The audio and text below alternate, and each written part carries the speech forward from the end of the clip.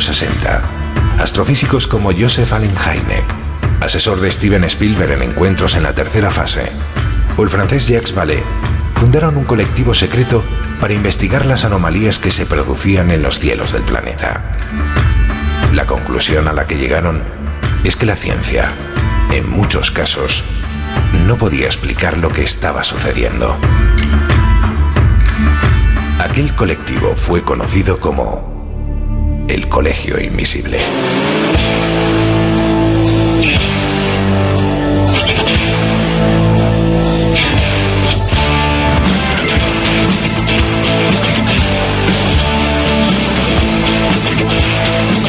El Colegio Invisible, con Lorenzo Fernández Bueno y Laura Falcó en Onda Cero.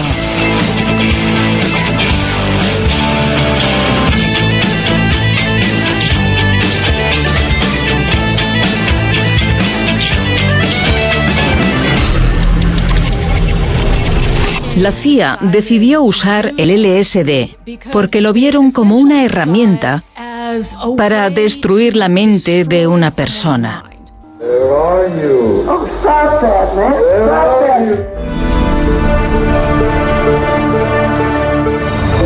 La CIA inició una serie de proyectos para explorar la utilidad de distintas drogas. El más ambicioso de ellos se conoció como MK-Ultra. Un nuevo componente químico sintético destacó entre todas las drogas que puso a prueba la CIA: la dietilamida de ácido lisérgico o LSD. El LSD es la mayor droga psicodélica. Es una sustancia psicoactiva que produce alucinaciones que pueden ser maravillosas o una pesadilla. La CIA decidió usar el LSD porque lo vieron como una herramienta para destruir la mente de una persona. Y su idea era que si podían destruir la mente de alguien, quizás pudiesen reconstruirla a su gusto.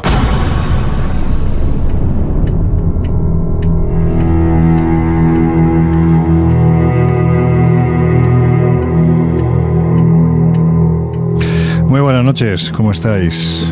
Esto que hemos escuchado, que parece propio de un formato de ciencia ficción, es la realidad pura y dura. Nos querían controlar, querían hacerse con nuestro cerebro, convertirnos, casi casi, en soldados inmortales. Y hay titulares de importantes periódicos. Por ejemplo, hace un tiempo el ABC decía: al descubierto el plan secreto de los nazis y la CIA. Querían controlar a la gente con LSD.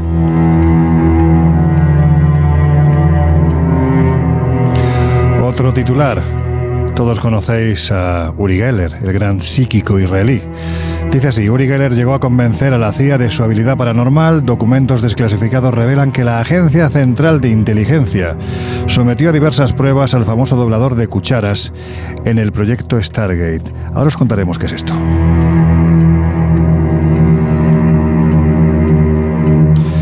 Y además os lo vamos a contar desde un sitio tremendamente especial.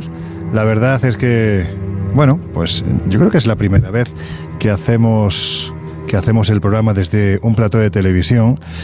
Y hay que decir que estamos un poquito nerviosos, inquietos. Laura Falcó no para de hacer ruiditos. ¿Qué tal? ¿Cómo estás? Solo he movido el teléfono un segundo. Pero se ha notado una barbaridad. Ay, Dios. Es un terremoto provocado por nuestro cerebro, ¿no? Efectivamente. Claro, aquí sigue también habiendo pruebas de control mental. Estamos en un sitio muy especial. ¿Lo cuentas tú, Laura? Pues sí, estamos en el estudio donde grabamos precisamente el programa de televisión de Mega, el Colegio Invisible en su formato televisivo. Pues eso, que estamos en un plató muy especial, tremendamente especial, y hoy, a pesar de ser la edición del jueves, ha habido queridos compañeros del martes que han dicho... Hoy se han infiltrado. Han visto un micrófono y han dicho para allá que nos Como vamos. el tema va precisamente de cosas así, de espionaje y cosas así, se han decidido infiltrarse. Tenemos aquí a Juanjo y a Miguel con nosotros. Vamos a dar primero la bienvenida a los habituales del jueves. Jesús Ortega, ¿cómo estás? Pues muy bien, pero me siento algo violento con estos intrusos por aquí que no son del jueves. No te quejes, que estás muy bien acompañado. Es que ahora ya no es el único escéptico. Ahora me eclipsa el de verdad, así yo ya no puedo aparentar serlo. Tenemos al mini Harry Potter del escepticismo, pero también tenemos al gran Harry Potter, el águila calva que sobrevuela los martes, la otra crónica de la actualidad, pero se nos ha venido el jueves. Juanjo Sánchez Oro, ¿cómo estás? Muy bien, pero recuerdo que yo no soy escéptico, soy exigente. Eres exigente y además de los que piensa que todo el mundo tiene derecho a equivocarse, ¿no? Totalmente. Mira, Miguel, siempre las equivocaciones tienen mi máximo respeto. Ten cuidado, Juanjo, porque veo a Miguel pipearte el ordenador a ver qué vas a contar para... Porque Miguel Pedrero tampoco se ha podido resistir. ¿Cómo estás? Es un espía. Pues muy bien, encantado de estar en este marco tan extraño para la radio, pero que próximamente creo que todos nuestros oyentes podrán disfrutar de este marco en el que nos encontramos, este plató del Colegio Invisible versión televisión. Espero que sí, espero que cuando se estrene el Colegio Invisible en Mega versión televisión, todos nuestros oyentes estén atentos no ya a la radio o a sus dispositivos electrónicos, sino a la televisión. Os iremos contando muchas cosas de lo que está siendo este formato televisivo. Este año hemos hecho muchísimos cambios. Hay más contenido, más secciones, más gente y un plató de verdad que es espectacular. Ahora mismo, si queréis, podéis entrar en nuestras redes sociales. Ya sabéis que estamos en Twitter, @ColeInvisibleOC, también en Instagram y en Facebook, como el Colegio Invisible en Onda Cero. Y tenemos a varios compañeros que están aquí con nosotros y que están tomando estas imágenes. Espérate, hombre, que estoy presentando. Te tiene muy pesado visto. Es, madre mía, qué pesado es. El padre Josep Guijarro. Ahora sí. Más obispo que padre. ¿Te crees que yo no te conozco? ¿Qué tal estás? Pues muy... Que no me he olvidado, hombre, que no me he olvidado. ¿Cómo voy a olvidar? Si no paras de hacer ruido también tú. Madre mía. Madre mía. Pues estoy muy bien. ¿Sí? Muy bien acompañado y muy relajadito, porque hoy estando Miguel aquí, yo voy a estar muy tranquilo. ¿Por qué? Porque no va a parar de hablar, ¿no? Claro. Pero fíjate, Laura, que la estampa es muy divertida. No, pero además, a mí lo que tiene peligro es Miguel con el micrófono en la mano, porque como Juanjo se pase, le pega un microfonazo. Pues, no, Miguel es pacífico. Le estoy espiando el ordenador. Los apuntes. Y veo un titular: el falso experimento telepático de no sé qué. Bueno, así pues empezamos. Ya que has dicho lo de espionaje, ¿hasta qué punto los servicios secretos se han interesado por esto de la parapsicología? Pues se han interesado muchísimo, y esto no lo digo yo, sino que lo podemos leer en cientos de miles de documentos que ha desclasificado la propia CIA, y esos documentos demuestran que del año 1973 al año 1998 se desarrollaron una serie de proyectos cuyo objetivo era aplicar el mundo de la parapsicología al campo del espionaje. Fundamentalmente les interesaban dos vertientes de la parapsicología. Uno era la psicoquinesia, es decir, la capacidad de influir con la mente en la materia a distancia. Sobre todo el objetivo pues era matar a algún enemigo o provocarle daños físicos o psíquicos. Aunque en este tipo de experimentos no obtuvieron los éxitos deseados y se centraron más en lo que se ha dado en llamar visión remota, es decir, la capacidad de salir del cuerpo con los ojos de la conciencia, del alma, de la mente, lo que en la literatura esotérica se llama viaje astral, con un objetivo muy concreto, y era el de espiar. Te olvidas una tercera, que es la telebulia, el intento por dominar la mente de otra persona o influir en las decisiones. Mira que me decís a mí que me gustan las palabras raras, pero esto... ¿Alguna vez que utilizo una palabra rara y sin equivocarme? No, pues que esto de telebulia a mí me suena como que alguien tiene hambre. Tengo un poco de bulia, ¿no? De hecho, todos estos proyectos a los que hacía alusión Miguel nacen 8 años antes, en 1970, cuando, casi como un efecto de disuasión, el régimen de Joseph Stalin publicita a una mujer, a una chica, con unas habilidades psíquicas extraordinarias. Me refiero a Nina Kulagi. Esta mujer, que llegó a ser sargento de un grupo de tanques. Ella vivió, cara de sargento tenía esta mujer de mayor, ¿eh? Ella vivió en sus propias carnes, muy joven, con 10 años, el asedio a Stalingrado, viviendo con temperaturas bajo cero, los rigores de la guerra. Ya apuntaba maneras. Ella era capaz, cuando terminó la guerra, de buscar los colores de los hilos porque hacía de costurera sin mirar, y acertaba. Aquello despertó la curiosidad primero de sus familiares, después al oír que hablar del propio Partido Comunista, porque ella se afilió y fue miembro del ejército, como he dicho, y se afilió al Partido Comunista. Entonces empiezan a estudiar sus habilidades hasta el punto, por ejemplo, de llevar a cabo experimentos documentados en los que ella es capaz de detener el corazón de una rana en un experimento. El siguiente experimento... Pero esto pasó de verdad. Esto pasó de verdad. Y el siguiente experimento es todavía más, si quieres, increíble, porque se trata de influir en el corazón de una persona, de un sargento del Ejército Rojo. ¿Y qué pasó? Pues que tuvieron que detener el experimento porque iba acelerando. Las pulsaciones eran tan altas que corría el riesgo de que pudiera recibir un infarto de miocardio. Entonces se detiene. Con esas credenciales, esto se anuncia al mundo. Y ¿qué pasa? Estados Unidos dice, ojo, cabe la posibilidad de que a distancia puedan influir en el corazón del presidente de los Estados Unidos, claro, o de cualquier otro miembro de nuestro ejército.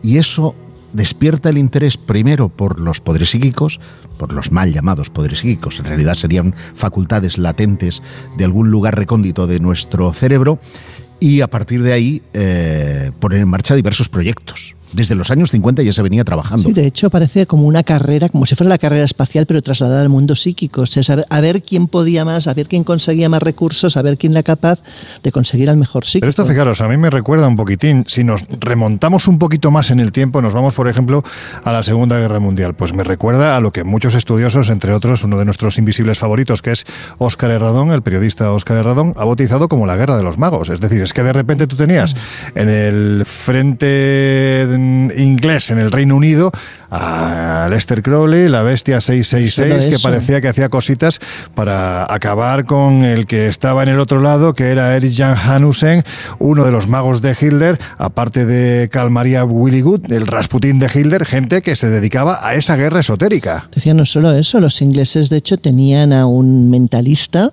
que en la guerra en la zona de África lo que hizo fue crear imágenes falsas para que el enemigo pensara que el ejército estaba donde no estaba, o sea, hasta ese nivel.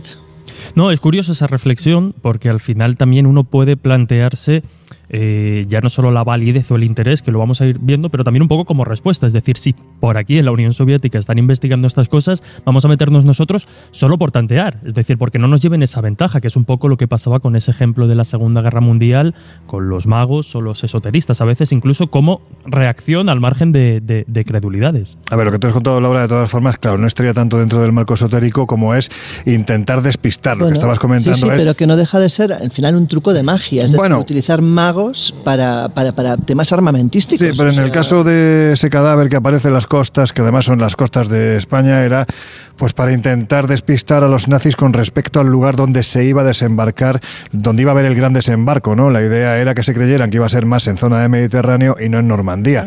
Y este hombre iba con unos papeles además que hacían alusión precisamente a ese sitio y a esa carne picada. Pero ella se refiere a lo que se hizo en el sur de Inglaterra. Es que no me refiero a eso. Claro, con Maskerline era. Maskerline, exacto. Pues mira, vamos a aclararlo.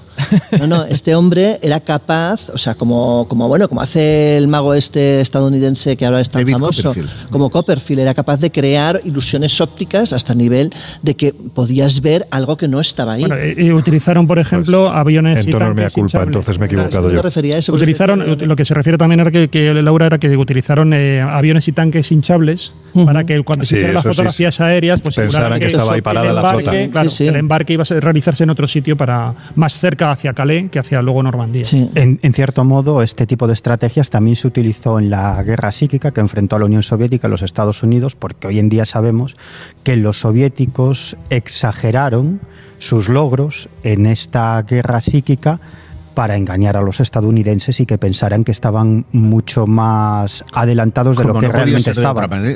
Tú imagínate una reunión en la que tienes delante a tu legación diplomática y a un montón de psíquicos que además te han dicho que son psíquicos y tienen la capacidad de influir. Es que es eso, ¿no? Es esa doble guerra psíquica, digamos, por el control y además propagandística. Muchas creas veces. O no creas, es una afrenta psicológica. Me veo a los políticos entrando como el papel de plata en la cabeza. Sí, o con planchas de plomo, ¿no? Alrededor de la cabeza, para que no hubiera ningún problema. Yo creo que se mezclan las dos cosas, la guerra psíquica y la operación psicológica. Claro. Me parece a mí. Y bueno, yo en este tema tengo sentimientos bastante encontrados porque no termino de tener claro cuánto hubo realmente de guerra psíquica y cuánto hubo de propaganda. En el caso, por ejemplo, de Nina Kulagina... Seguramente mucha propaganda. Por ejemplo, en el caso de Nina Kulagina, hasta donde yo he podido indagar, no tengo muy claro que realmente la investigaran militares en la Unión Soviética. Siempre estuvo en entorno de laboratorio y de universidad. Sí que se cuenta que de vez en cuando pasaba por allí algún militar y observaba el asunto, pero nada más. Lo que sí que se hizo fue, de cara a Occidente, una publicidad enorme.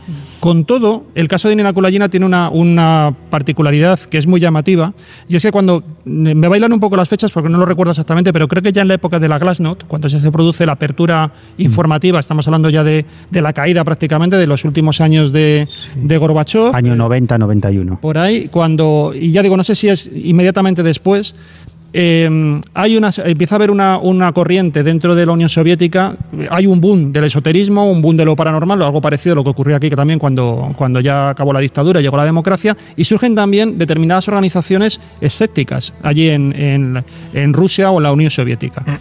Hay una denuncia pública por parte de alguna publicación de que Nina Kulagina es un fraude, y Nina Kulagina denuncia a quien le ha denunciado, a quien ha hecho esa aseveración, y le lleva a los tribunales.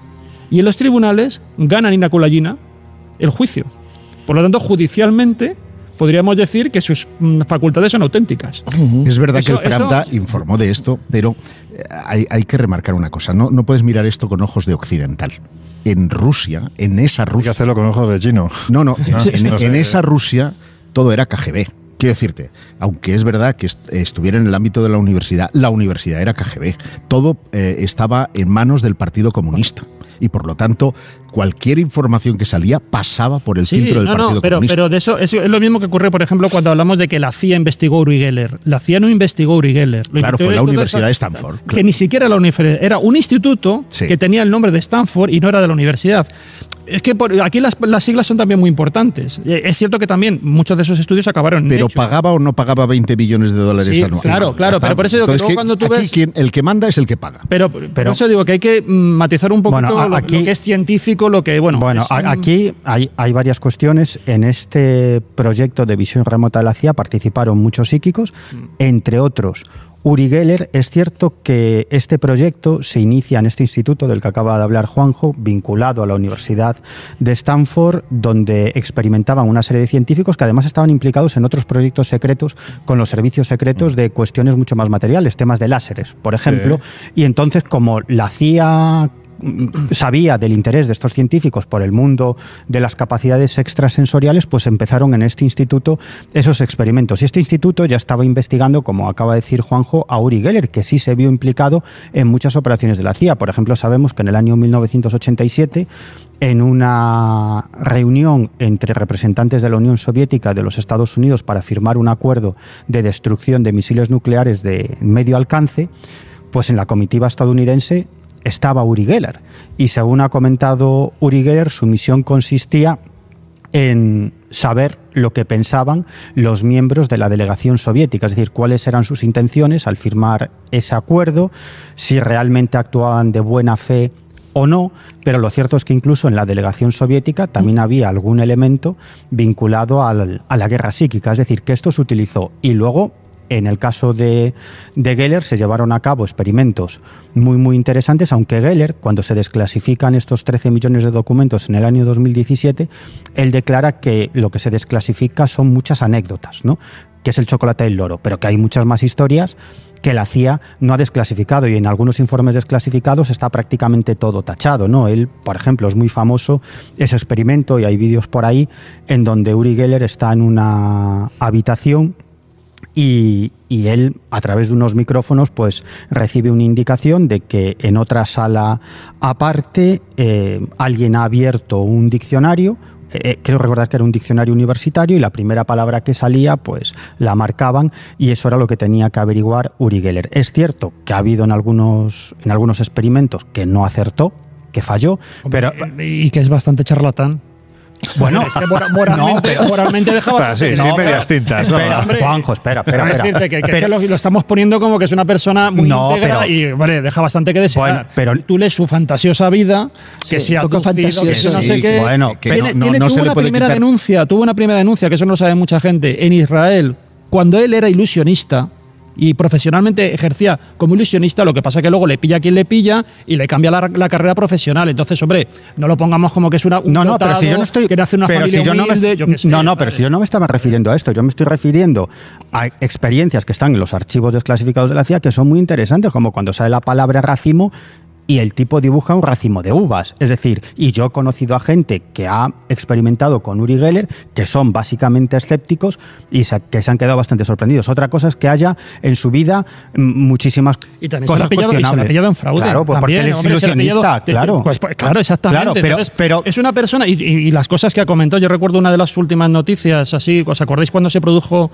el bloqueo en el canal de Suez? Sí, que se mandó un atasco de la leche, que dijo que él lo había provocado con la mente. Bueno, a ver, Uri Geller ha dicho, con los años se le fue yendo la pinza. Sí, se le fue yendo la pinza. Bueno, pero ¿a qué años? Que estuviera muy bien. Pero no estamos hablando de lo que él decía, estamos hablando de lo que dicen esos informes desclasificados y que es cierto, está corroborado que participó en algunas cuestiones por cuenta de la CIA. Pero tampoco fue el psíquico más importante dentro de este proyecto. De hecho, lo de Uri Geller fue bastante residual. No, los medios quizás fue lo más llamativo porque, claro, ya Uri Geller era una celebridad internacional. Claro, pero entre esos psíquicos estaba Ingo Swann o Pat Price, que sí obtuvieron unos resultados tremendamente interesantes en algunos casos, aunque es cierto que en otros su participación se saldó con un sonoro fracaso. Bueno, si quieres Swann, ¿quién fue?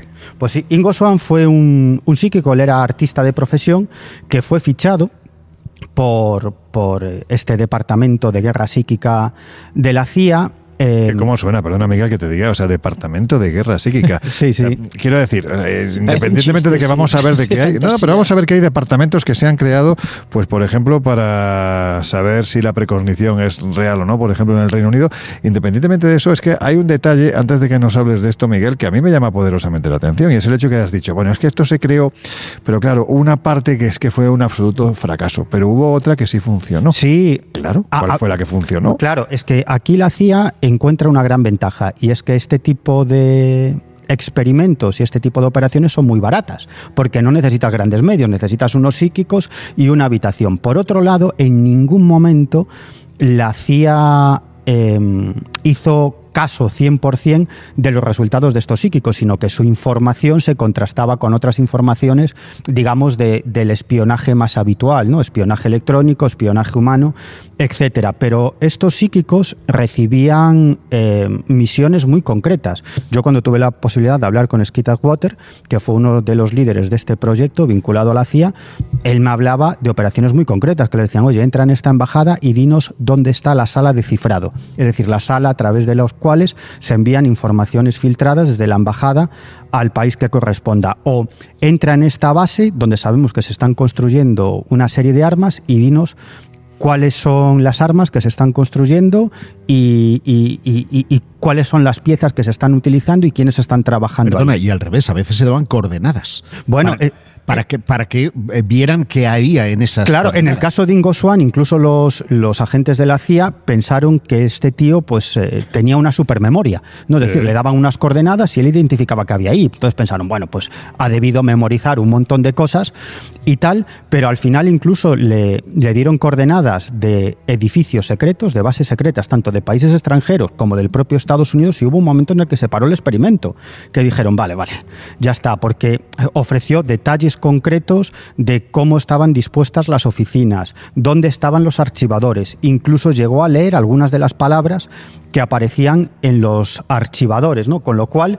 al final, a Ingo Swann lo eligieron para que él, junto a otros, pusiera en marcha un protocolo para crear este tipo de espías psíquicos. Es decir, que si hasta entonces utilizaban a personas dotadas, desde ese momento pues creyeron que podían entrenar a cualquier persona, y descubrieron algo muy interesante, y es que los mejores espías psíquicos, gente aparentemente normal que se sometía a este entrenamiento, pues eran ciertos perfiles, ¿no? Como por ejemplo artistas, ¿no? Tenían unos índices de acierto muy altos, obviamente analistas de la CIA especializados en análisis de imágenes por satélite, y luego gente de vida peligrosa, espías, gente de grupo de operaciones especiales, y entraron en este proyecto, y esto es tremendamente curioso de película, gente de los servicios secretos y del ejército que habían vivido experiencias paranormales o encuentros ovnis. Entonces dijeron, bueno, si estos tienen experiencias psíquicas o han vivido encuentros ovnis, para acá, venga, nos los traemos. Serán más fáciles. A ver cuáles son los resultados que se ofrecen. Y luego hay sonoros fracasos, como por ejemplo el secuestro de los empleados de la embajada americana en Teherán en el año 1979, un secuestro que duró 444 días, y la CIA empleó a este departamento de psíquicos para que supieran cuál era la disposición de los rehenes dentro del edificio y cuál era el estado de salud de los rehenes. Al final hubo un análisis por parte de la CIA y del Pentágono sobre los aciertos de estos espías psíquicos cuando finalmente son liberados y obtienen toda la información, y hombre, el resultado no es muy halagüeño, porque estos espías psíquicos llegaron a realizar 201 informes sobre lo que pasaba dentro de esta embajada y solo acertaron en 7 ocasiones. ¿Tenía nombre este proyecto? Era el proyecto de visión remota, Stargate. Bueno, ¿no? son varias denominaciones y al final. Pero, a ver, hay una cuestión de... Son 20 años más o menos lo que dura este proyecto, más o menos. Y en esos 20 años el problema es que de todas las visiones remotas que se hicieron, ninguna se pudo utilizar en operativos reales. Ese es el gran problema. Era más fiable, es decir, este proyecto que no fue tan eficaz, vamos. Este proyecto costó $20 millones, que es nada. Un caza te vale 80. Efectivamente. Millones. Un caza, un tanque 10. Pero sí se utilizó, Juanjo, en varios... A ver, que tuviera resultados... Uno de los momentos críticos fue lo de Teherán. Y ahí, cuando... ahí no obtuvieron resultados, pero en otras ocasiones sí obtuvieron resultados. Yo recuerdo otro caso también, que es un general que fuese un general de la OTAN, secuestrado por la OTAN en Italia, que también dieron 4 puntos o 5 y no acertaron ninguno. Es decir, no se pudieron implementar. No era información que tú le pudieras pasar a los agentes de campo para que realmente fueran a un sitio y estuvieran por ejemplo... Por eso prefieren desarrollar a satélites espía, siendo mucho más caro un satélite espía, a invertir en videntes remotos. He dicho antes que obviamente la CIA no se basa 100% en las informaciones que ofrecen los espías psíquicos. Tú no puedes mandar a un agente... Obviamente se contrasta con otros datos, pero... Imagínate lo que es asaltar la embajada con mala información. No, claro, pero... Te la puedes jugar. Pero, por ejemplo... Pero que esto es de perogrullo, vamos a ver. En los años 70, ya termino, con esto termino. En los años 70 hay uno de los informes desclasificados, porque, por cierto, en esos informes clasificados no se da demasiada información sobre los casos en los que se vieron implicados. Mucho la información no es nada concreto. Lo de Teherán te viene hasta todo el mapa de la embajada. En Teherán sí, pero en otros casos no. Por ejemplo, la desaparición. No, en este que te digo, el general... Yo te digo, yo es que sí que he buceado bastante en esta documentación. Y, por ejemplo, de Brigadas Rojas te hacían mapas incluso del edificio, de las calles donde supuestamente iban allí. Y no. Pero en otros casos no. Por ejemplo, la desaparición de una aeronave en la República Democrática del Congo. Termino, 30 segundos. No te preocupes, es que lo vamos a dejar ahí en todo lo alto. Vale. Así nuestros oyentes van a seguir pendientes de saber qué fue lo que pasó en... ¿Dónde has dicho? En la República Democrática del Congo. En la República Democrática del Congo, en los años 70 fue cuando ocurrió esto, pues lo van a saber una vez que lleguen nuestros queridos compañeros de los servicios informativos de Onda Cero Radio. Y además también os vamos a hablar de programas de desarrollo de la intuición, os vamos a hablar del MK Ultra, también os vamos a hablar de los hombres que miraban fijamente a las cabras, en fin, es que hay un montón de cositas que ocurren alrededor de esto que se conoce como guerra psíquica. ¿Estáis en el Colegio Invisible? Enseguida volvemos.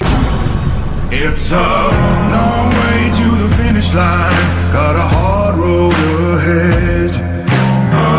Anybody gonna stand in my way is gonna wish they were dead. 'Cause I'm 10 guns in the rain and your luck's gonna keep me from this door. En unos minutos volvemos a abrir las puertas del Colegio Invisible en Onda Cero.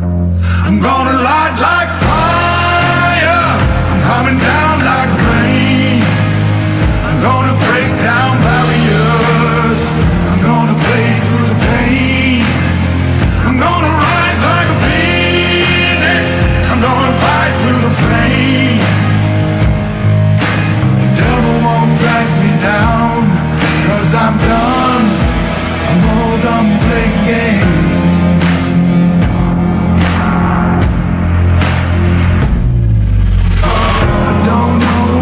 Will be done and the way isn't clear.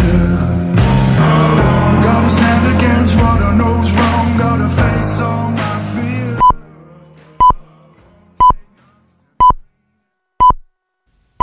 Son las 2, es la 1 en Canarias. 1540, sede central del equipo ahorro de Naturgy. Señora lavadora. Dígame, ¿Qué hace? Yo, nada. ¿Se está riendo de mí? Nunca. Creo que está usando el modo eco. Claro, así ahorro un 33% en todo. Otro caso resuelto por el equipo ahorro. Encuentra todos sus consejos en las redes sociales de Naturgy. Llega Mallorca Concert Series al Estadi Mallorca Somos. 7 de junio Joaquín Sabina, 18 de junio Il Bolo. Además, jornadas profesionales y actuaciones de bandas locales. Entradas e info en mallorcaconcertseries.com. Cofinanciado por el Fondo del Impuesto de Turismo Sostenible del Gobierno de las Islas Baleares y la Fundación Mallorca Turismo. 1120, sede central del equipo ahorro de Naturgy. Señora Caldera, debe usted pasar una revisión para funcionar correctamente. Si decide no hacerlo, cualquier grado que pierda podrá ser usado en su contra. Y si no tiene usted un técnico, tranquila, se le asignará uno de los mejores. Otro caso resuelto por el equipo ahorro. Encuentra todos sus consejos en las redes sociales de Naturgy.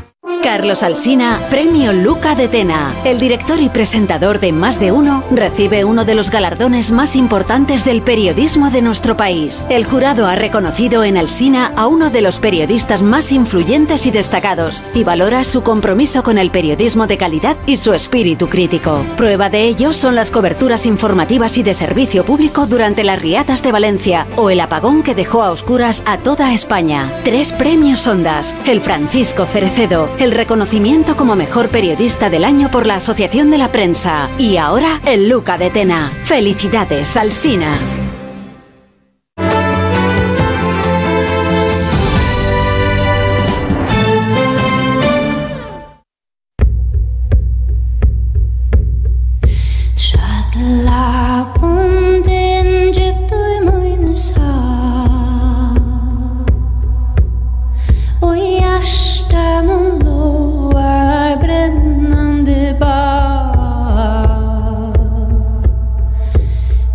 Has entrado en el Colegio Invisible con Laura Falcó y Lorenzo Fernández Bueno.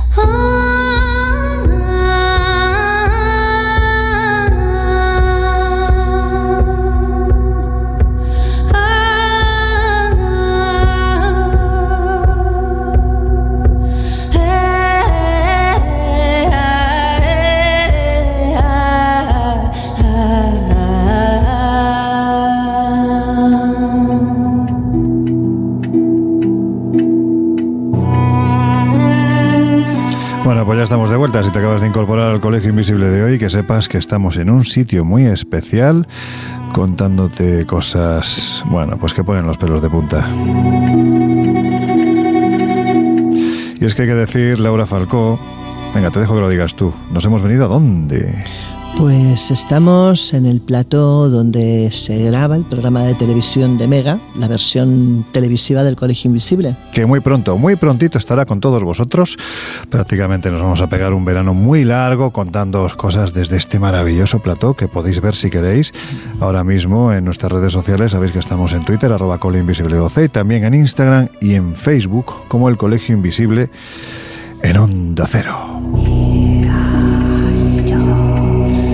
Y además estamos pues muy bien acompañados. Aquí hemos hecho un popurrí con la gente del jueves, con la gente del martes, en fin, para hablar de otra gente que no es muy buena y que a lo largo de la historia se dedicaron a crear proyectos pues con la intención de montar lo que denominaron guerra psíquica. Y justo antes de irnos, para escuchar lo que tienen que contarnos, lo que tenían que contarnos nuestros compañeros de los servicios informativos, Miguel se había quedado en los años 70 y en la República Democrática del Congo. ¿Qué haces por allí, Miguel? Pues bueno, uno de los informes liberados por la CIA hace alusión a la pérdida de una aeronave en la República Democrática del Congo. Fíjate si es grande, la República Democrática del Congo. Pues la verdad es que no lo sé. Tampoco concretan demasiado más qué tipo de aeronave se trataba, simplemente que se perdió una aeronave, entró en juego este departamento de espías psíquicos de la CIA y gracias a ellos se localiza a esta aeronave en una selva de la República Democrática del Congo. Aquello fue tan sorprendente que incluso el presidente de los Estados Unidos, Jimmy Carter, hizo unas declaraciones en ese sentido diciendo que una serie de psíquicos, él hablaba más bien de una mujer con habilidades psíquicas, había descubierto una aeronave perdida por los Estados Unidos. Y luego otro de los aciertos también muy llamativos fue cuando los psíquicos tuvieron que espiar una base soviética, una base de submarinos, y realizar un mapa. de cómo era esa base y los aciertos son bastante evidentes. Es cierto que hay en otros casos donde los aciertos no fueron los adecuados, pero hay otro informe donde los analistas de la CIA llegan a la conclusión... Vamos a pasar un poco de largo por el informe que no dice que acertaron y nos vamos al que dicen que sí. Hay otro informe que hay un sesgo informativo importante. Que dice que el índice de aciertos es del 45%, que es muy elevado, pero también es cierto que si el índice de aciertos es un 45%, el de errores es un 55%. Pues yo veo que Josep quería comentar algo, no sé si algo relacionado con lo de Miguel, porque yo voy a cambiar ligeramente, sin irnos del Stargate, el enfoque. Quería retomar, porque llevo con la mano levantada hace mucho y no hay forma. Hay que luchar aquí. Josep, del martes vendrán, que del jueves te echarán. Sí. Bueno, qué grande, qué bueno, muy bueno.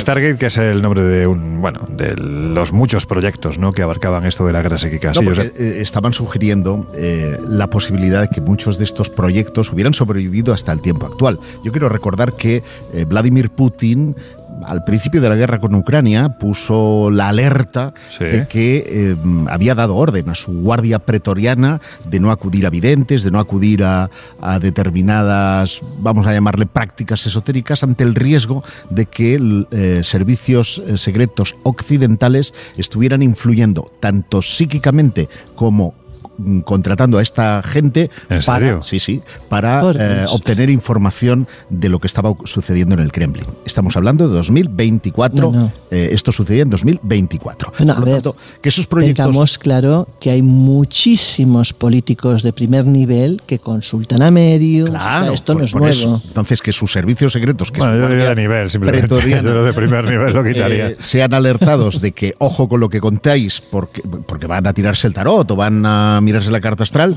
por un lado, y por otro, creer que psíquicamente se puede influir, que es lo mismo que ellos hicieron al principio de la Guerra Fría con Estados Unidos. Pero tú has dicho en titulares, el hombre que... los hombres que miraban fijamente a las cabras. Ese modo de entreno a mí me parece graciosísimo. Bueno, es que ese proyecto, estamos hablando en 1983, que tampoco es tan lejos. Esto es antes de ayer, en esta cosa que es la historia. El general de división Albert Stavelbein, que es quien estuvo al frente de esta división, que recibió el nombre de Primer Batallón de la Tierra, así es como le denominó, pretendía, y él lo dijo un poco en plan chascarrillo, dominar, intentar parar el corazón de una cabra. ¿Recordáis lo que os conté? Este señor no era un señor que tenía el pelo muy largo y que estaba todo el día fumando canutos. Había uno de ellos. Todo esto estaba basado en la historia de alguien que... Este señor era un señor de bigotes, pelo cano. Yo me imagino a los soldados frente a una cabra mirándola fijamente, intentando parar el corazón. Es que era así. Es que parece un chiste. Esto que te parece un chiste. General se reclutaron, entre comillas, se reclutaron 100 cabras que fueron... Se reclutaron. Voluntariamente, claro. Que fueron desbaladas. ¿Sabéis lo que significa? ¿Sabéis lo que significa que fueron desbaladas? Que las cortaron la lengua, que no podían emitir sonidos. Qué barbaridad. No pudieron hacerlo mentalmente, qué animales. Para mirarlas fijamente e intentar influir sobre el corazón de estas cabras. Esto en 1983. Es decir, me estás contando, podría no tener éxito operativo, pero yo creo que el propósito no es tanto encontrarle la operatividad, sino saber si el enemigo tiene esa capacidad para tú ponerte la protección. Es decir, igual que las armas nucleares no están diseñadas para ser tiradas, porque se emplean como disuasión, habida cuenta de que sabes que si lanzas una bomba el enemigo te va a lanzar otra igual y al final vamos a acabar todos destruidos. A nivel psíquico ocurre exactamente lo mismo. Si tú me puedes demostrar, si puedes hacerme creer que puedo influir psíquicamente sobre tu mente o sobre tu corazón, soy más poderoso que tú. Por lo tanto, es un elemento de disuasión. A ver, yo creo que también un poco es el contexto de la época. La parapsicología tuvo un momento, ha tenido una curva, claro, que tuvo una época de auge, que estaba incluida, bueno, por ejemplo, en la Facultad de Psicología, yo recuerdo de Somosaguas, de la Complutense de Madrid, había una sección de parapsicología, y en los manuales de psicología convencional se incluían capítulos dedicados a parapsicología. Ese auge se va a mantener más o menos durante los 80 y a los 90 se empieza a decaer, porque no empieza a dar los frutos que se esperaba. No, porque no por un tema de frutos, sino porque hay otras vías que son mucho más efectivas, mucho más rápidas, aunque sean más caras. Bueno, pero por eso digo, porque realmente todo lo que prometía en su momento, que estamos hablando sobre todo tiene el auge en los años 30 con Rhine, que es cuando introduce la parapsicología científica, y hay un boom. Bueno, se empiezan las primeras revistas científicas publican artículos sin ningún problema, pero luego se ve que hay dudas de si realmente lo que se está fallando es la metodología. Bueno, es un tema de ratio. Perdón, es una cosa muy rápida. Cuando en 2020-22 empiezan los funcionarios de la Embajada de Cuba a tener síntomas de lo que fue llamado el síndrome de La Habana, vuelve a reflotarse el tema de lo psíquico. Es decir, que una cosa es lo que nos dicen públicamente y la otra la que está a un nivel, digamos, oscuro o subliminal. ¿Por qué? Porque ellos siguen considerando que esa es una posibilidad real. Del síndrome de La Habana hay que decir, bueno, pues que los pobrecitos es que se iban literalmente por la patilla. Es decir, no por ahí la patilla, les sangraba la nariz, se hablaba, dos dolores de cefaleas. Lo hemos comentado en alguna ocasión, pero se hablaba de la posibilidad de que se estuviera experimentando con algún tipo de cañón sónico. Habías citado, Juanjo, a Joseph B. Rhine, brevemente, por contextualizar quién es este señor. Bueno, este es uno de los que se supone que es... Anteriormente existía lo que se denominaba la metapsíquica, que era una disciplina que, bueno, no era tan académica, y Rhine lo que va a tratar de hacer es de introducir una metodología de psicología avanzada para el estudio de la parapsicología y centrarse, en lugar de los grandes mediums, en si estas capacidades las puede tener cualquiera. Entonces es la introducción ya un poco con la puesta de largo, digamos, de la parapsicología dentro de la universidad.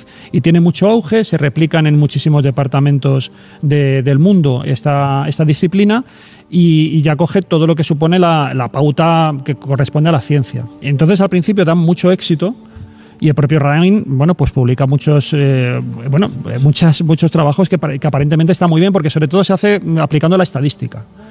El problema es que luego ha habido revisiones de ese trabajo y se sospecha que las cosas no estaban tan bien, lo cual no indica que no haya sido un gran avance para la propia psicología, porque ha permitido que ahora se hagan estudios psicológicos mejores, más pulcros, al refinar un poco los sistemas de investigación. Pero lo que era tratar de captar poderes extraordinarios, capacidades ocultas, eso ha quedado bastante en vía muerta. Sí que a lo mejor significativamente consigues, pues a lo mejor aciertos por encima del azar, un poquito. Por ejemplo, en el caso que estaba comentando Miguel, en el caso del Stargate, todo lo que son los experimentos de visión remota han sido revisados recientemente, ¿no? La estadística, por Alex Escolá y el otro, uno de los miembros del antiguo proyecto. Y la revisión te da que estadísticamente parece que puede haber algo por encima del azar, lo cual es esperanzador, pero no a un nivel, como digo, como el que puede exigir un servicio de inteligencia. Bueno, que es lo que te estaba diciendo. A la muerte sin una información.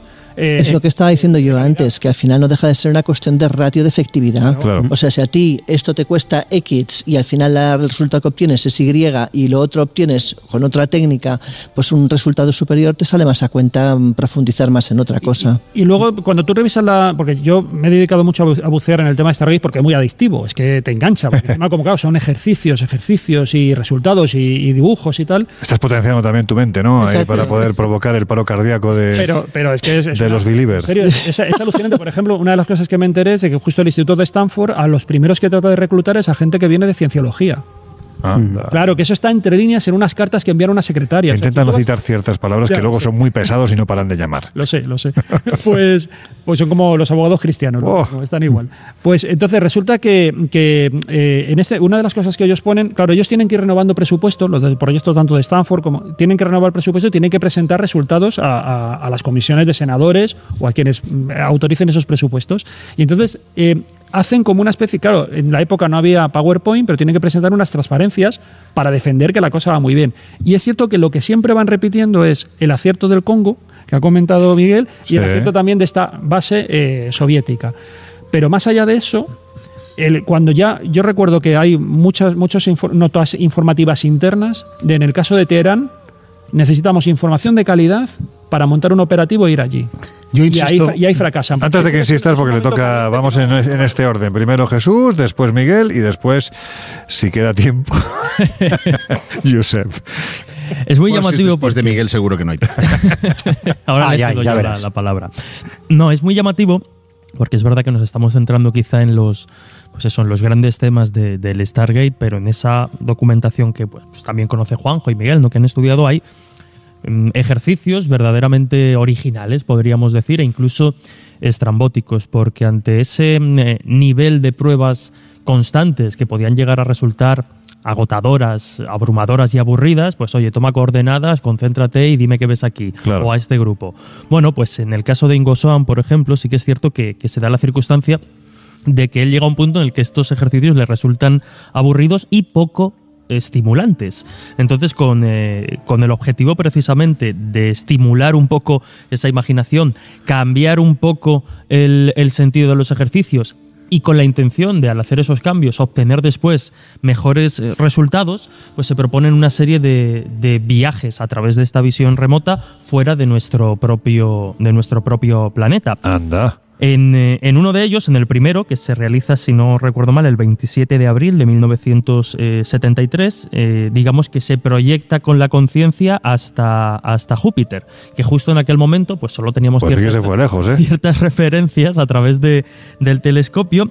Entonces, lo que ellos decían que veían en Júpiter no se podía contrastar de forma fehaciente. Él hablaba como de muchos cristales, de una serie de cristales extraños que muchos quisieron después identificar o vincular con lo que serían los anillos del propio planeta, pero es verdad que sería cogerlo muy con pinzas, porque tampoco aclaraba si esas visiones eran como tal dentro, que me entiendan, ¿no?, del planeta o desde el exterior.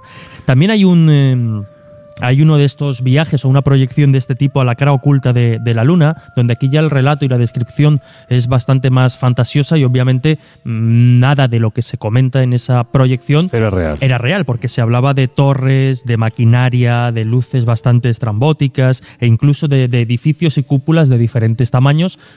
Ya sabemos que no están en nuestro satélite. Y dentro de este itinerario interestelar por los diferentes planetas de nuestra galaxia, también se va a Marte, pero con una condición, digamos, o con una particularidad, y es que no se viajaría o no se visitaría Marte en el momento actual en el que se está realizando esa proyección, sino 1 millón de años atrás, para ver cómo era ese planeta. ¿Y qué encontraron? Pues ahí lo que encontraron describían algo muy, muy parecido a lo de la Luna, tampoco demasiadas cosas. Pero poca imaginación, me da la sensación que tenía. Pero es llamativo por eso, ¿no? Porque este tipo de ejercicios entiendo que se plantean más como estimulante fantasioso que como con objetivo de obtener datos concretos y fehacientes sobre estos planetas. Bueno, pues recordamos dónde estamos y enseguida volvemos.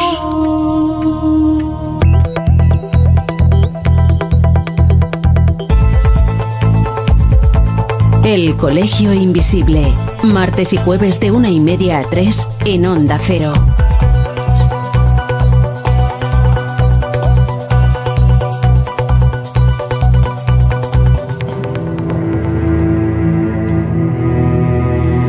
Tenemos a Miguel Pedrero, que está a punto de comerse el micrófono, así que antes de que arranques la goma espuma, venga, lánzate. Bueno, es cierto que esos experimentos un tanto estrambóticos se llevaron a cabo y fueron desclasificados. Y de hecho lo que dicen algunos de los implicados en este tipo de experimentos es que está muy bien que desclasifiquen esas pruebas que servían a modo de relajación, porque lo que tenían que hacer era muy, muy tedioso y se dedicaban pues a divertirse básicamente, y que les parece muy bien que eso se haya desclasificado, pero que hay otras muchas informaciones sobre operaciones concretas. Matiz, ¿por qué siempre cuando aciertan es el poder de la mente, pero cuando fallan es que es algo lúdico? No, pero sí, si es que no tiene nada que ver con eso, porque hemos hablado de otros casos que no eran lúdicos, que eran operativos y que también fallaron, ¿no? Si no estamos hablando de eso. ¿Disculpáis de una manera? No, lo que dicen... Y les garantizo que si no conocéis a Juanjo Sánchez Oro, tiene cara de bueno, de verdad. No.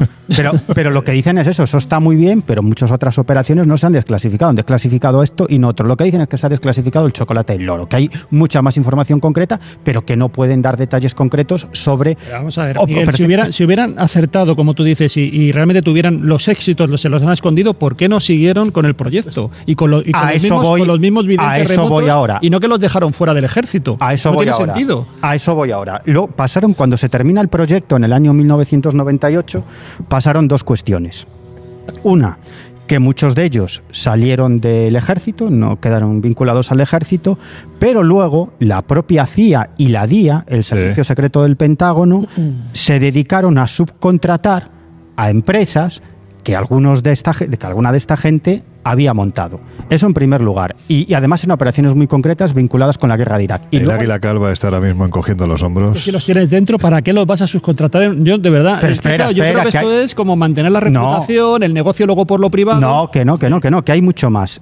Aquí la cuestión es si se siguió haciendo, si se siguió practicando este tipo de experiencias o si sigue existiendo un departamento de guerra psíquica dentro del Pentágono. Hoy en día, dentro de la CIA. Sabemos que en el año 1998 se dio aparentemente carpetazo al asunto, pero hay muchas informaciones de prensa publicadas en el New York Times, de Washington Post, que apuntan, bueno, son periódicos serios, a que este tipo de operaciones se siguen practicando, pero que actualmente son secretas. Pasó lo mismo con lo de los ovnis. El proyecto Libro Azul se le dio carpetazo, pero luego nos enteramos en el año 2017 que seguían existiendo departamentos de investigación ovni dentro del Pentágono. Y lo que sabemos ahora es que existe ese departamento dentro del Pentágono, pero no sabemos si existe ese departamento dentro de la CIA, que probablemente lo hay, y dentro de otras agencias de espionaje, e incluso dentro del Pentágono pueden existir otros departamentos que investigan esto. De hecho, hay un autor, un periodista... Espera, que vas a seguir y vale. Yo creo que es importante. Me falta una cosa, de verdad.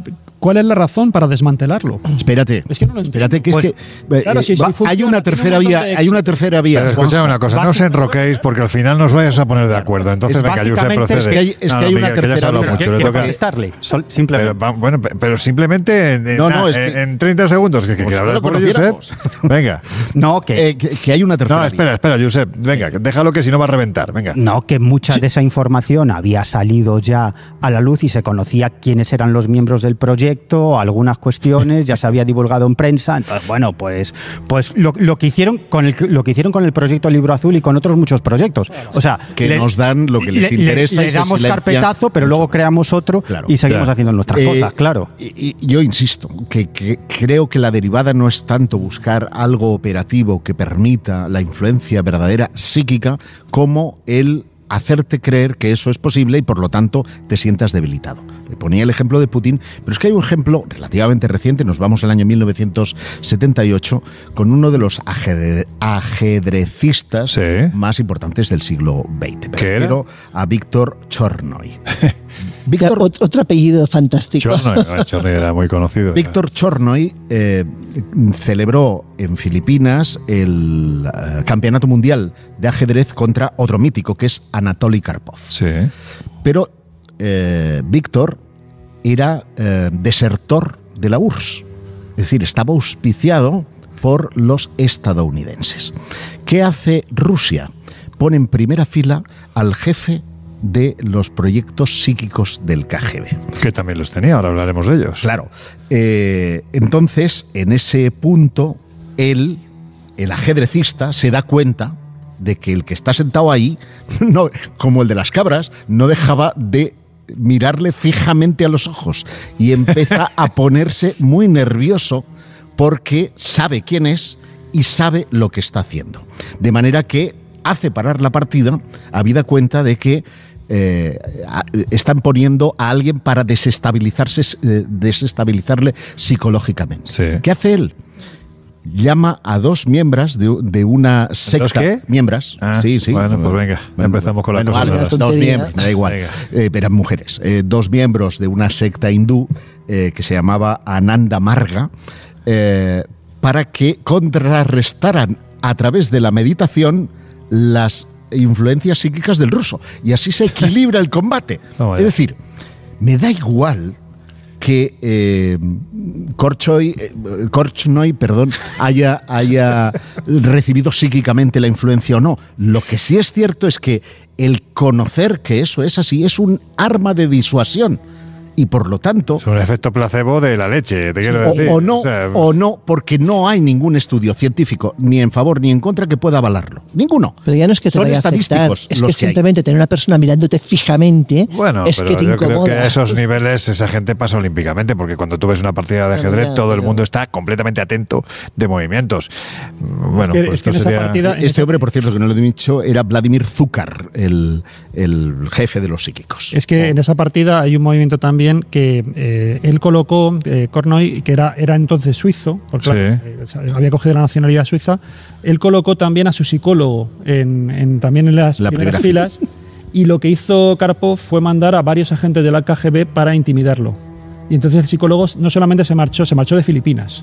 Al final se marchó, sí, luego ya consiguió volver. Entonces, sí, es verdad que estuvieron ahí con eso. O sea, que no hacía falta... Un combate psíquico, es decir, la guerra psíquica llevado al plano civil. En esa partida... O sea, realmente público, los pobres que querían ver realmente la partida estaban a tomar por culo. Bueno, por saco. Y luego también en este juego así extraño de espejos además un poco distorsionados, uno de los grandes momentos en los que surge la guerra psíquica es cuando, a partir de un bulo, en los años 50, en el año 1960, se publica en una revista de divulgación científica en Francia que los Estados Unidos han hecho un experimento de telepatía con el primer submarino que tenían nuclear, que era el Nautilus. Sí. Y se supone que este submarino estaba en el Polo Norte y a la base de Maryland pues había ahí una persona con cartas Zener, con las típicas cartas que se utilizan en estudios de percepción extrasensorial, de los simbolitos, pues se estaban mandando mensajes. Lo que publicaba esa revista es que había acertado en torno a un 70% ese experimento, o sea que estaba muy por encima de la cifra. ¿Y la verdad era? Y la verdad es que nunca se hizo este experimento, no está ni mucho menos demostrado que se hizo, pero lo que provocó es que esto fue leído por la Unión Soviética, y la Unión Soviética dijo, los americanos ya están trabajando con este tipo de fuerzas psíquicas. Entonces montaron un departamento de investigación psíquica en Leningrado, la Universidad de Leningrado, y empezaron a publicar y a hacer congresos sobre el tema. Claro, los estadounidenses empezaron a ver que la Universidad de Leningrado tenían un departamento de investigación psíquica y dijeron, oye, que la Unión Soviética está trabajando con esto, vamos a montar nosotros también proyectos. A partir de un bulo se crearon un enfrentamiento y presupuestos e instituciones para utilizar la percepción extrasensorial en temas militares. Bueno, pues precisamente ya que has sacado este asunto y lo dejas votando, vamos a escuchar, si os parece, a Mercedes Pullman, que es presidenta de la Sociedad Española de Antropología y Tradiciones Populares. Aparte es una persona que nació en la Unión Soviética, con lo cual de estos asuntos sabe mucho. Le hemos preguntado si había oficinas en la extinta URSS dedicadas a la investigación de estos asuntos. Sietka se traduce red. Entonces, cuando en 1977 se crea Sietka, se divide en dos departamentos. Uno pertenecía a la Academia de las Ciencias de la URSS y otro al Ministerio de Defensa. Era un proyecto secreto que funcionó 13 años y tienes que pensar que para la KGB trabajaba toda la Unión Soviética. Era como Hacienda somos todos, pues ahí del KGB éramos todos. Ellos tenían controlado las bases militares, las fábricas, las instituciones científicas, o sea, ellos encargaban trabajo. Entonces, claro, el de Ministerio de Defensa no había tantos reportes, aunque fíjate, salió hace poco un reportaje de un militar que en 2000 vio que se sigue registrando los avistamientos OVNI que en un cuaderno de bitácora que después se envía a los jefes.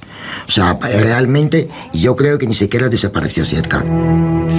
Y lógicamente, pues también le hemos querido preguntar qué era lo que hacían en estas oficinas, qué experimentos realizaron, y esto es lo que Mercedes Pullman nos ha contestado. Y han recopilado más de 3.000 mensajes sobre los avistamientos OVNI que iban clasificando, iban investigando, se desplazaban y investigaban. Algunos demostraban que era un fenómeno atmosférico, pero otras 10% realmente han quedado sin resolver. Porque claro, allí en cada base militar había un departamento de inteligencia. O sea, no era como aquí, solo Ministerio de Defensa, no. En cada fábrica había un departamento de inteligencia, o sea, del KGB, y en cada base militar, en todos lados estaban. Todos reportaban al KGB. Fíjate, hasta Julian Dropov, cuando era el jefe de la KGB, o sea, sacó una carpeta y le dio a un militar, a un ministro de ejército, dice, mira, yo tengo este caso. ¿tú qué opinas sobre él? Y entonces empezaron a investigar el caso. O sea, KGB tenía acceso a todo esto. Y sí que, no es que investigaban, no investigaban caso. Ellos encargaban de investigar el caso, pero sí recopilaban. Hasta Stalin preguntó al padre de la aviación sobre el fenómeno OVNI. Cuando pasó lo de Roswell, él llamó a Korolev, dice, ¿esto nos afecta en algún momento? Y le dio a 3 científicos diferentes para ver qué contestaban. Y claro, todos han dicho, no es una amenaza para nosotros. Bueno, pues ya vemos que esto, en fin, era algo como muy extendido entre las grandes potencias. Sí, pero como os decía, es disuasión. se quitan el micrófono, es muy bueno. Del mismo modo que existió esa misma competencia en los años 40 con Roswell y Kasputin Yar, que es el Área 51 de los rusos.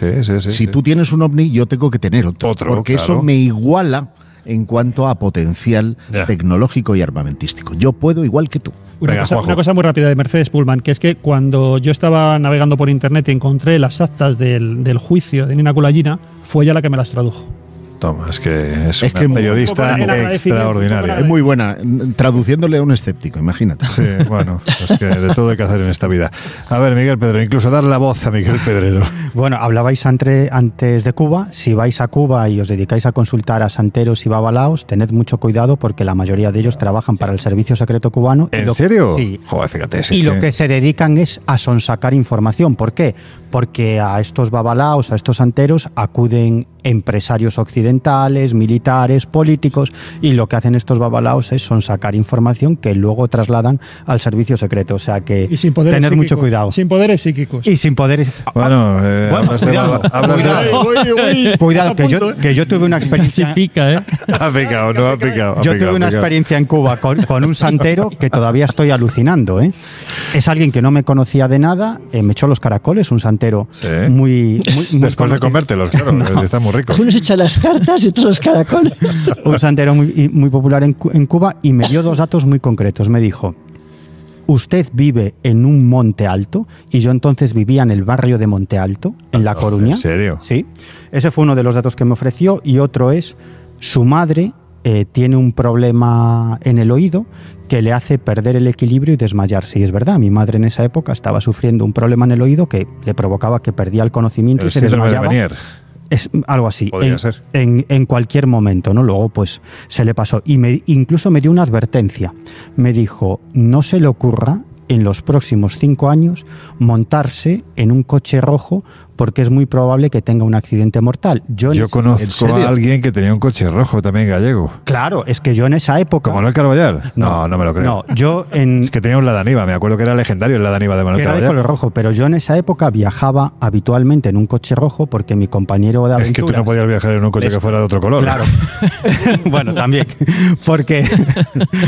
que luego los oyentes me critican, ya sabes. No, oye, que aquí tenemos libertad de prensa. Bueno, es porque el rojo va con todo. Claro, efectivamente. Le queda muy bien. Pero yo en esa época viajaba mucho en un coche rojo porque mi compañero de aventuras en esa época era José Lesta, que todos conocéis, un investigador gallego. Con él pues investigué muchos casos de ovnis, y día sí, día no, me montaba en un coche rojo. Imaginaros, me da ese aviso. ¿Sabéis qué es lo que hice? ¿Qué hice? Nada. ¿Qué hiciste? Pintar el coche. No le hice ni puñetero caso, y no sufrimos ni un mínimo accidente, ni un rasguño. ¿No te dijo nada, ninguna previsión del profesor Bacterio?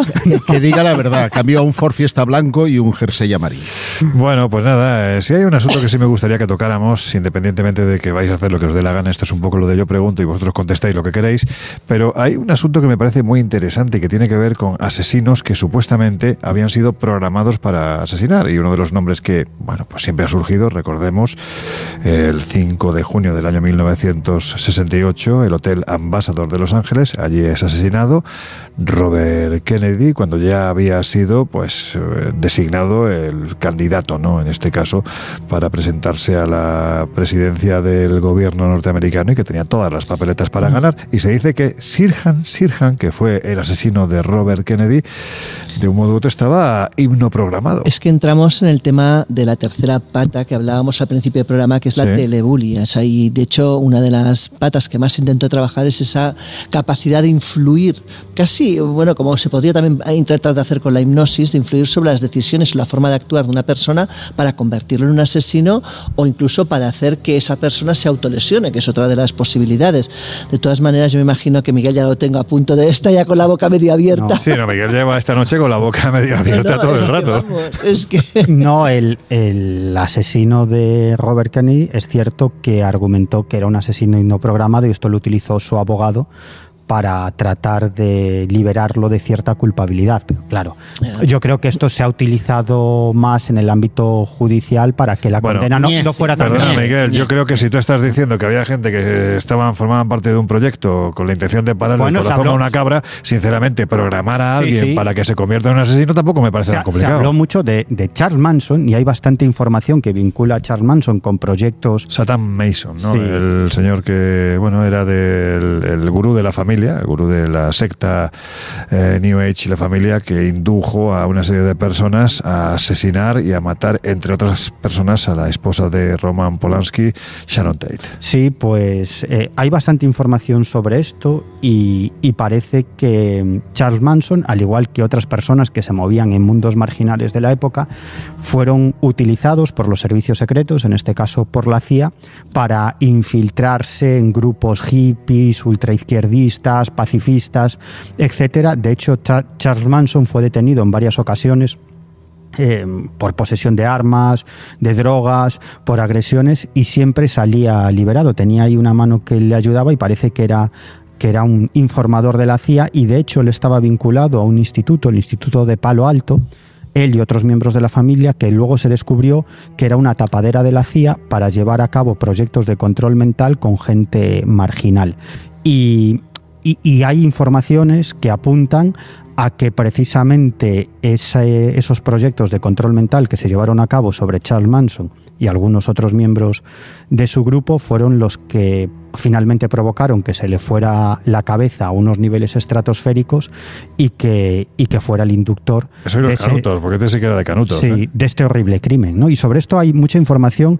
Se habló muchísimo de estos asesinos no programados porque básicamente consistía en hipnotizar a una persona en varias sesiones durante mucho tiempo, y en el momento que recibieran una palabra clave se convertían en un frío asesino, llevaba a cabo esa acción mortal y luego mediante otra palabra o otro mensaje olvidaba todo lo que había ocurrido, es decir, el asesino perfecto.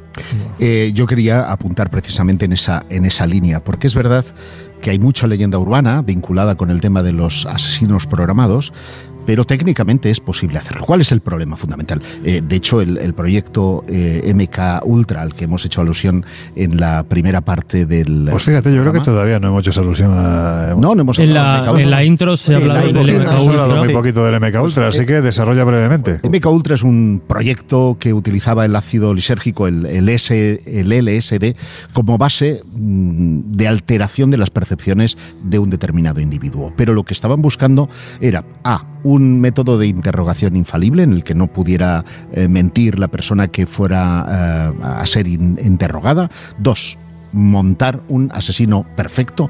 Es decir, en definitiva, una aplicación militar de diversas cuestiones. O sea, el control mental puro. Control mental puro y duro. De hecho, hay un asesinato en 1953, Frank Olson, que motivó incluso una comisión parlamentaria porque muchos de esos experimentos se llevaron a cabo sin el permiso del Congreso y además sin el permiso de los voluntarios. Frank Olson era un químico. Un químico de la CIA, sí, involucrado en el proyecto MK Ultra, que murió de una forma muy extraña. La familia se arrojó hipotéticamente desde el piso, pero le suicidaron. Le suicidaron, amablemente. Básicamente. Sí. Entonces, una de las facetas que exploraron a través, por ejemplo, de sustancias como el pentotal sódico, que es el conocido como el suero de la verdad, era utilizar el pentotal, la hipnosis y otros sistemas de privación sensorial, privación del sueño, músicas y sonidos de forma permanente para perturbar el descanso.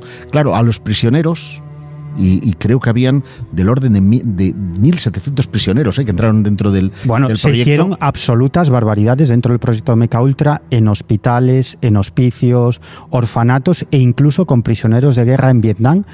a los que se llegó a torturar de maneras brutales para probar algún tipo de estas técnicas de control mental del MKUltra, y una vez que habían experimentado con ellos eran ejecutados.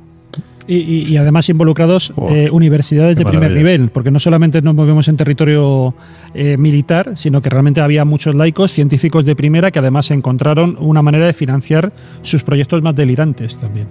Bueno, en resumidas cuentas, una de las cuestiones que se planteaban era la utilización de la hipnosis para una orden poshipnótica que hiciera que un determinado individuo se acercara al objetivo y pudiera matarle.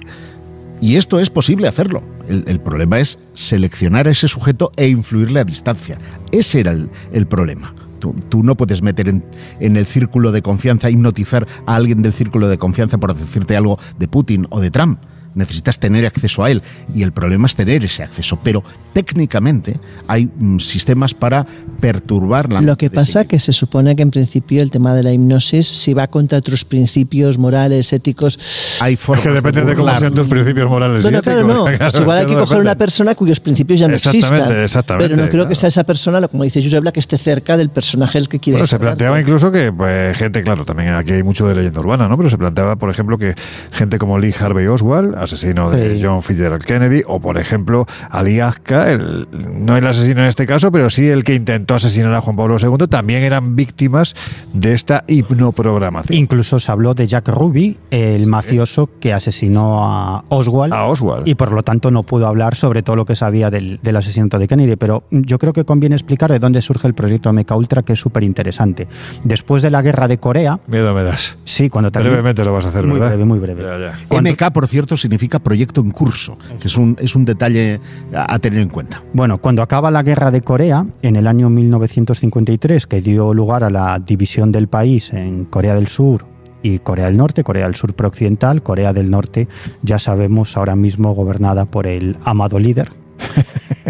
Sí, que es una sociedad delirante. Bueno, pues es una secta. Es un estado secta. Un país secta. Bueno, el caso es que muchos soldados estadounidenses que habían caído en manos del bando procomunista coreano son liberados después de la guerra, regresan a Estados Unidos, y el FBI descubre que estos tipos que habían sido secuestrados por los comunistas y sometidos a torturas, de pronto se convierten en procomunistas.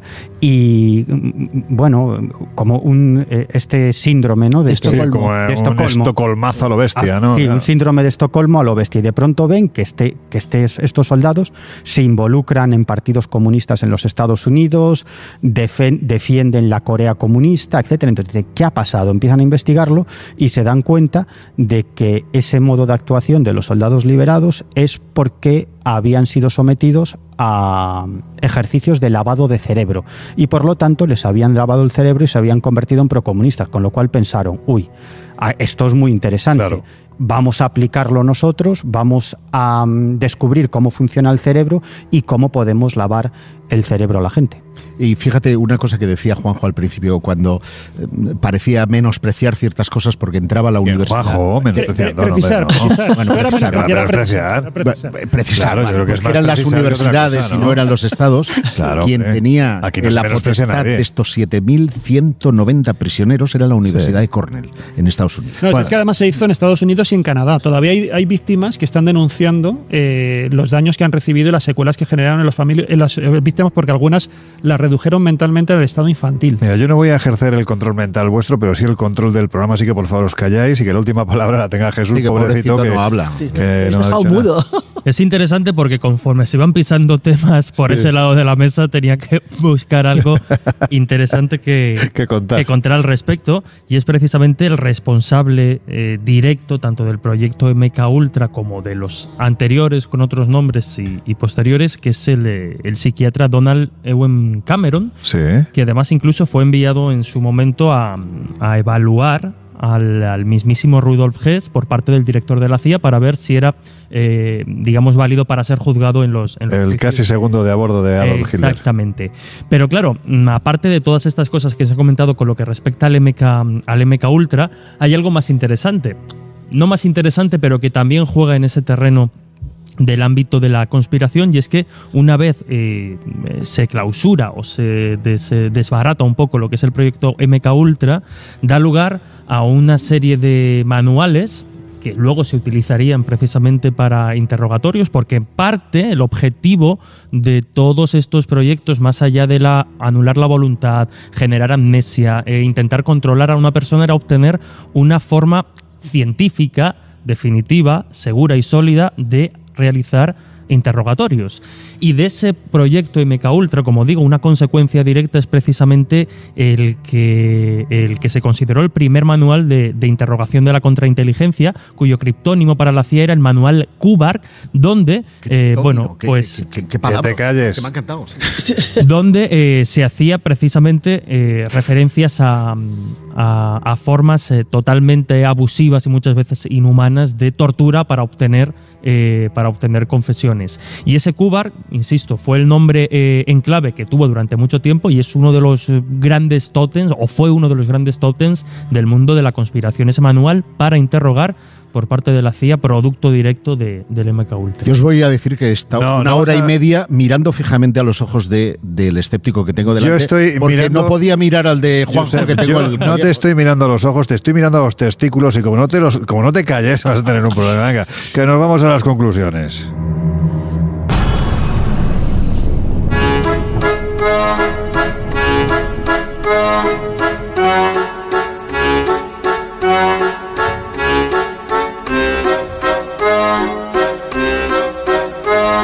Historias así solo ocurren en el Colegio Invisible.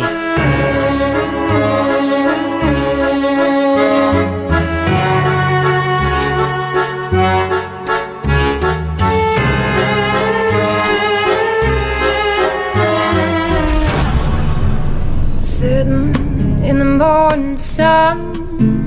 Dicho sea de paso, ya sabes, Josep, que yo te tengo mucho cariño a ti, a tus testículos y a todo tu cuerpo, así que no haya ningún tipo de acritud en ese sentido. Bueno, que llegamos con las conclusiones. Esta música nos indica que ya nos quedan muy poquitos minutos para terminar el Colegio Invisible del jueves, el Colegio Invisible de hoy. Y sí me gustaría preguntaros, pero por favor os pido casi, en la medida de vuestras posibilidades, que sea más parecido a un titular que a un desarrollo. ¿Estas cosas siguen ocurriendo hoy en día? Pues qué rápida con el micrófono. Es que ha ido rápida por el micrófono. Evento, Miguel Pedrero, venga. Claro, es que a mí me dejáis el micrófono de mano.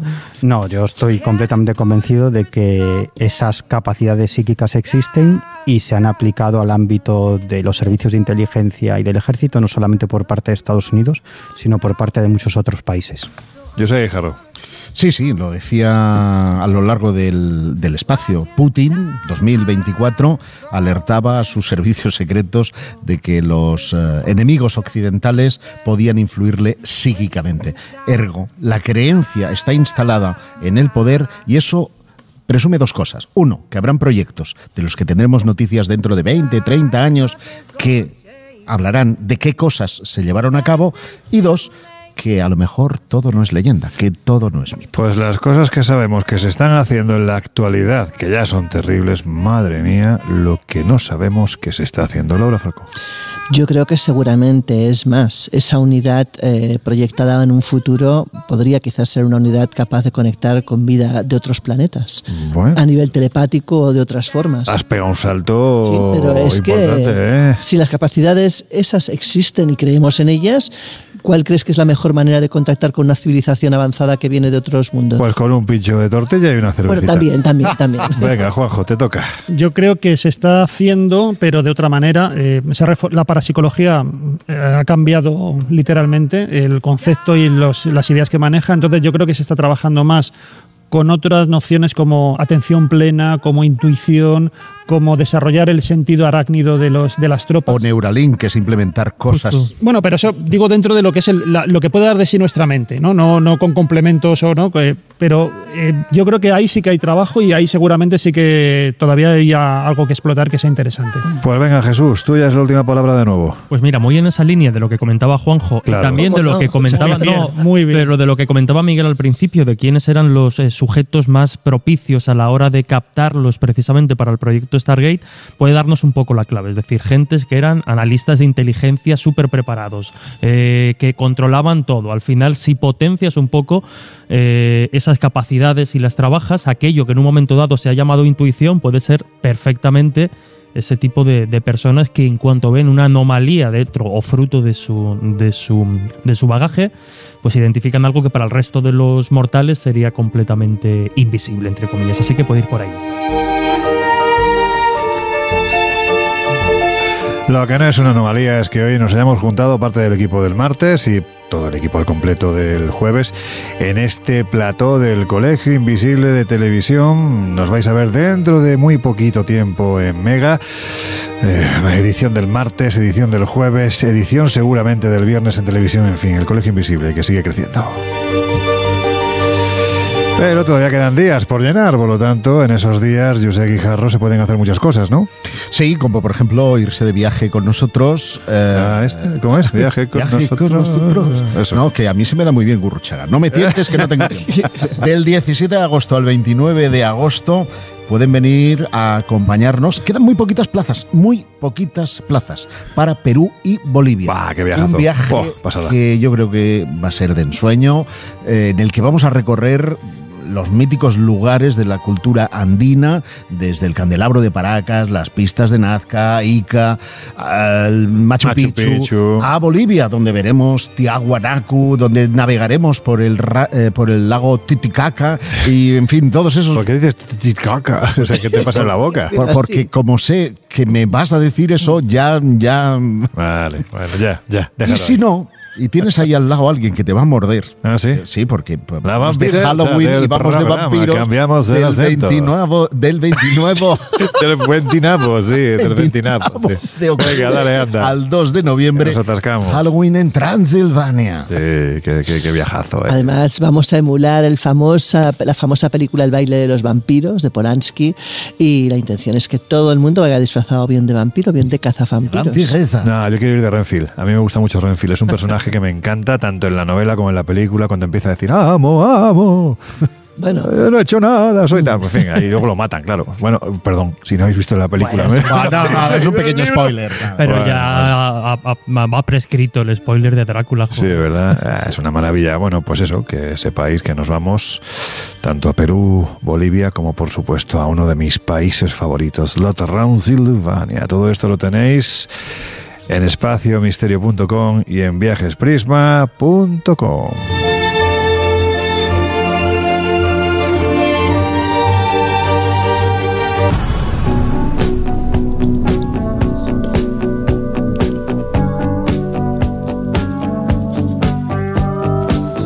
El Colegio Invisible, con Lorenzo Fernández Bueno y Laura Falcó, en Onda Cero. La vamos a bautizar de nuevo, la vamos a llamar Laura Falcó Ruidos, porque no para de hacer ruiditos. No para de hacer ruidos. Todo el rato haciendo ruiditos. Venga, que llega el fin del programa, nos quitamos los auriculares, venga. Bueno, pues ya está. Que no pongas esa cara, mira. Se ha quedado cara de los hombres que miraban fijamente a las cabras. O a los cabros. Vas a ver. Exacto. Ahí eso está muy bien. Ha estado muy fino. El público aplaude, ¿eh? Ha estado muy fino, muy fino. Bueno, pues nada, que ya ha llegado el momento, por desgracia, de despedirnos. De verdad que os invitamos a que entréis en nuestras redes sociales. Repito que estamos en Twitter, @colegioinvisibleoc, también en Instagram y en Facebook como El Colegio Invisible, para que veáis este maravilloso plató del Colegio Invisible Televisión, que llega dentro de muy poco, y esto es solo un avance de lo que está por venir, que es una auténtica pasada. Así que hasta que eso llegue, nos convocamos de nuevo el próximo martes en la otra crónica de la actualidad. Por lo tanto, voy a ir a los que nos vamos a encontrar el próximo martes. Juanjo Sánchez Oro, un gustazo tenerte en jueves. Para mí también, un placer. Miguel Pedrero, pues eso, ya puedes soltar el micrófono, se te ha quedado la mano con calambre, ¿eh? Enganchado. Me invitáis a participar en el programa del jueves y me ponéis a Juanjo al lado. No me libro de él ni los martes, ni los jueves, ni en el Colegio Invisible de Televisión, nada, siempre lo tengo ahí. Pero mira, has tenido la oportunidad de colocarte a tu derecha al gran Josep Guijarro, que eso siempre rima, ¿verdad, Josep? Somos muy buenos amigos y químicamente muy estables. A ver qué iba a decir. No, ya me callo, porque si no, es que iba a ser interpretado de muchísimas otra manera. formas. Jesús Ortega, Pues eso, el pequeño escéptico del programa que cada vez es más grande, ¿eh? Te está alcanzando ya, Juanjo, que lo sepas. Oye, que yo agradezco mucho que vengan, pero un tiempecito que si no aquí no... Sí, ¿verdad? Un placer. No te dejan hablar. Oye, que mañana eso, nos podemos seguir aprendiendo sobre el tema escéptico en El Dragón Invisible en Radio Castilla-La Mancha a partir de las 12 de la noche, ¿no? Eso es, como siempre. Pues ahí están con Jesús Ortega y por supuesto, pues que no se me olvida que está aquí a la izquierda haciendo un ruido extraordinario con gran calzón blanco, Laura Falcó. Que te he dicho que hoy no te junto ya. No me voy a juntar. Bueno, pues no te va a quedar más remedio que volver a juntarme el próximo martes porque tenemos que hacer la otra crónica de la actualidad. Hasta entonces, pues os dejamos ya en las buenísimas manos de nuestras compañeras de No Sonoras. Nosotros regresamos dentro de una semana, bueno, menos, Laura y yo, Juanjo y Miguel, dentro de 4 o 5 días aproximadamente para contaros mucha actualidad. Hasta entonces, que seáis muy, pero que muy felices.